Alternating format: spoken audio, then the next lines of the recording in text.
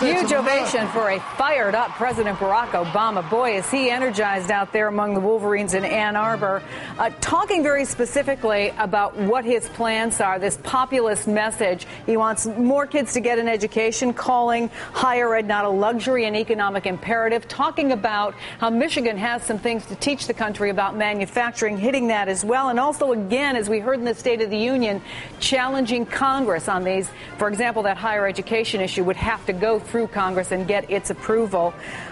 But this is the president that a lot of Democrats have been looking for. They're the ones who said we need him to get back his old mojo. They were happy when he was bold on blocking the XL pipeline. They were happy with that online privacy bill. Let's talk more about this, President Obama. I'm joined now by Washington Post columnist and MSNBC analyst Eugene Robinson. Ben White is economy and morning money reporter for Politico. John Harwood, CNBC's chief Washington correspondent. Gentlemen, good morning. Morning. Morning, Chris. You know, funny what rising poll numbers do for your mojo, isn't it? Isn't it amazing? And maybe even what debates on the Republican side do for your mojo. And even, you know, there's been a lot of talk about the picture with Jan Brewer. And you hear a lot of comments from his base saying, you know what, he gave it to her. He didn't back down. We were waiting for him to be bold. He's bold again. Is this, Eugene Robinson, the Barack Obama that haunts Republican nightmares? People forget he is really good at running for president. He's really good at that. And you know, there's been a spate of good news for the president. So I think that does kind of contribute to this idea that the mojo is back. There was a very good economic number this morning, the economy growing at a faster than expected clip. This sounds more like the Barack Obama of old, who has found this theme that we have a common purpose and mission in this country, that we're in this together, as opposed to being a set of discrete individuals. And then to move forward, Ben White, you have to pay your fair share. Yeah, I think the alternative to that is the economic number this morning, 2.7% GDP growth, was actually a little slower than expected. We're not in a booming economy. He's not going to be able to run on a terrific economy. So this theme of college loans, though, I think is important to note. If you talk to the Occupy Wall Street movement, the one thing that they're most worried about is this ballooning student loan debt. So if you're going to run a populist campaign, you have to figure out what the issues are that are going to motivate people to support you. Yeah, more student loan debt than credit card debt. Exactly. And that's a critical issue if you want to sort of co-opt that movement and be part of the 99%, and he's clearly running that campaign. This is the one issue that you've got to nail, and that's what he was trying to do today. And it's fascinating, Chris, the way that he is turning the issue of spending onto colleges. What he's saying is you need to hold your costs down. He's not necessarily talking about increased federal aid. In fact, he's talking about taking away federal aid if you don't reduce your costs if you're a college administrator. Don't know if you can actually do that. It's a big, huge policy challenge, but an interesting way for him to turn the education issue. Yeah, really holding their feet to the fire. And you mentioned the polls, so let's take a look at one of them. This is about electability. This is from the new NBC News poll. Head-to-head matchups, I think, are fascinating. Obama comes out on top in every single case. Romney comes the closest, Gene, losing by 6 points. But Santorum does even better than Gingrich does in some of these polls.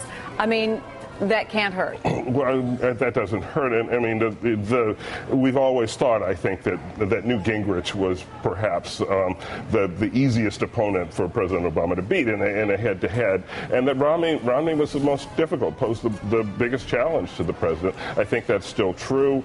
Santorum somewhere in the middle. We'll have to see how Santorum's good performance. Yeah, let's talk about the debate. A lot of people think Santorum won it, but clearly the target there was Newt Gingrich, not only from Mitt Romney, but the other three guys, the moderator, even the crowd. You know, be careful what you wish for, Newt Gingrich. He wanted the crowd noise. Most of it seemed to go for Mitt Romney last night. Let's play this exchange. This is about the whole Fannie-Freddie Mac thing. All right, we're getting up that piece of tape there? Okay, let's go. Governor Romney owns shares of both Fannie Mae and Freddie Mac. Governor Romney made $1 million off of selling some of that. So maybe Governor Romney, in the spirit of openness, should tell us how much money he's made off of how many households that have been foreclosed by his investments. My investments are not made by me. My investments for the last 10 years have been in a blind trust, managed by a trustee. Have you checked your own investments? You also have investments through mutual funds that also invest in Fannie Mae and Freddie Mac. Right.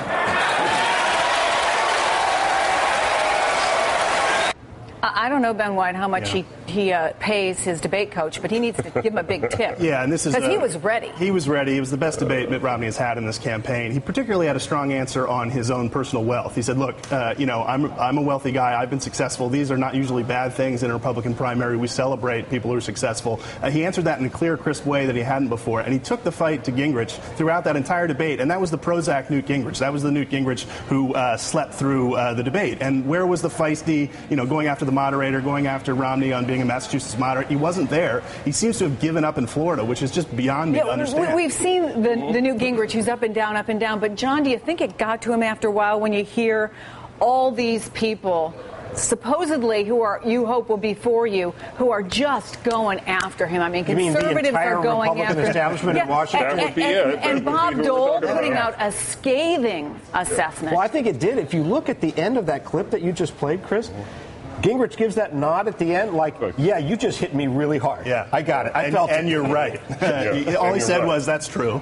And Politico did something great today. They asked a lot of people, what do you think happened? Right. And they asked his Florida chairman, Bill McCollum. They asked Fred Thompson, who endorsed him. They even asked his campaign spokesman why Newt didn't show up. Yes. And the answer was, I don't know. We don't know. Nobody knows. Well, he is his own campaign strategist, first of all, and he marches to that different drummer that only he hears, playing some sort of lunar tune, perhaps. But, I think one thing we should not forget is that he was so thoroughly beaten down in Iowa by the barrage of Romney and Romney-affiliated negative ads. We all kind of gave him up for dead in the desert, and sure enough, he comes roaring back. So we have a gap now in the schedule. There are Southern primaries on Super Tuesday. I'm not sure we've seen the last of the feisty Newt Gingrich. Yeah, I think it's wrong to ever write off Newt Gingrich. Well, let's talk about a couple of things. Yeah, there's a couple of things going on. One is, let's not discount the fact that 400,000 people have already voted before last night's debate in Florida. And he's still got a lot of money. Who knows if he's going to get another infusion of cash? Well, he's got to hope that Sheldon Adelson and his wife decide that it's worth, another $5 million.